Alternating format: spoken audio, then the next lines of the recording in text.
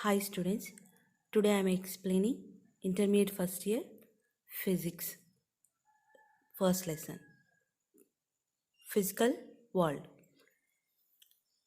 దీంట్లోని IP questions మాత్రం మీకు ఎక్స్ప్లెయిన్ చేస్తాను. ఇందులో మనకి 5 ఐపీ క్వశ్చన్స్ ఉన్నాయి. Number 1, what is physics?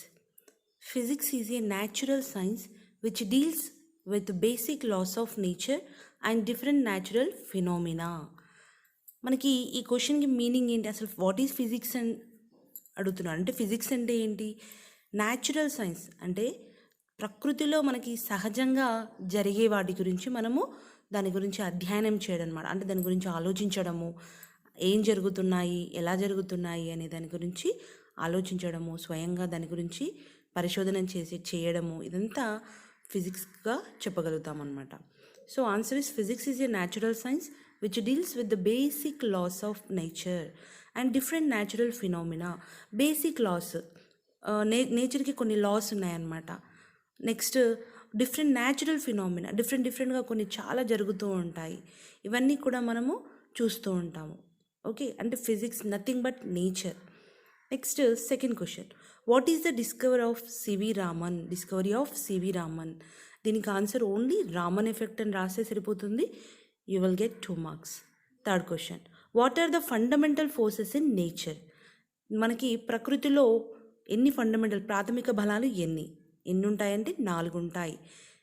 A gravitational force, B electromagnetic force, C strong nuclear force, D weak nuclear force.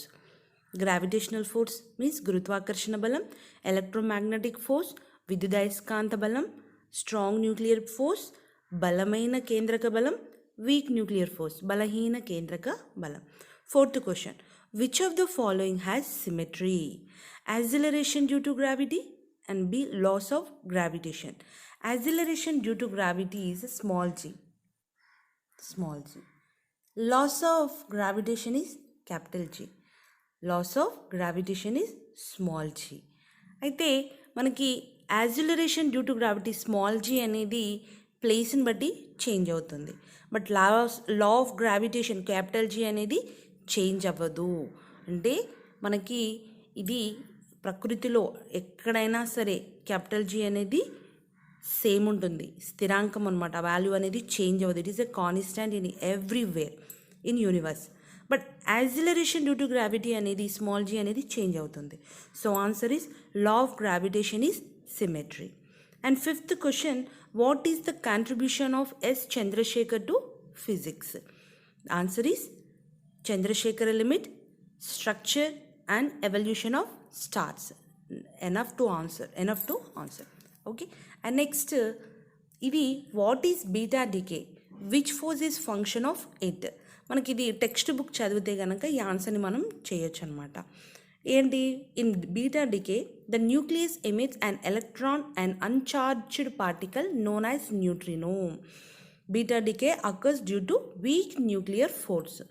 మనకి ఆల్ఫా, బీటా, గామా అనే రేస్ ఉంటాయి అన్నమాట. ఈ రేస్ అనేటివి మనకి ఒక రేడియో యాక్టివిటీ మెటీరియల్ ద్వారా రిలీజ్ అవుతాయి అన్నమాట. ఒక న్యూక్లియస్ నుంచి రిలీజ్ అయ్యే రేస్ అనమాట ఇవేంటివి?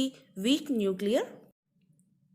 నెక్స్ట్ ఈ టేబుల్లో మనం చూపిస్తున్నాము relative strength, range, operates among.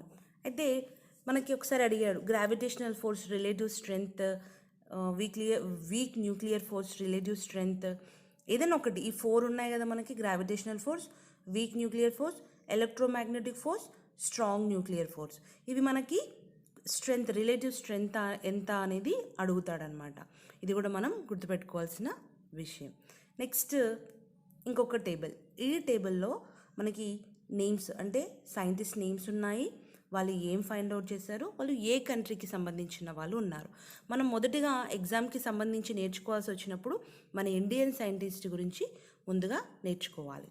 ఎందుకంటే మనకి ఎగ్జామ్లో preference first of all Indian scientist గురించి మాత్రమే ఇస్తారు. తర్వాత మిగతా వాళ్ళ గురించి జస్ట్ చూసుకుంటే సరిపోతుంది.